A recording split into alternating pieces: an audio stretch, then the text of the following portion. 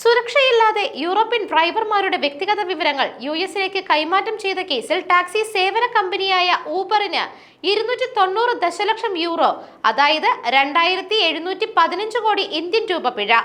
Dutch data protection അതോറിറ്റിയാണ് പിഴ ചുമത്തിയത്.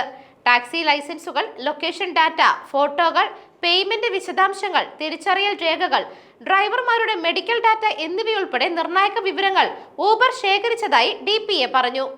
വ്യക്തിവിവരങ്ങൾ സംരക്ഷിക്കാൻ സാങ്കേതികമായോ മറ്റോ നടപടി സ്വീകരിക്കാതെ 2 വർഷത്തിലേറെയായി തുടരുന്ന ഡേറ്റ കൈമാറ്റം യൂറോപ്യൻ യൂണിയന്റെ പൊതുവിവര സംരക്ഷണ നിയമങ്ങളുടെ ലംഘനമാണെന്ന് അതോറിറ്റി ചെയർമാൻ അലൈഡ് വുൾഫ്സൺ ചൂണ്ടിക്കാട്ടി.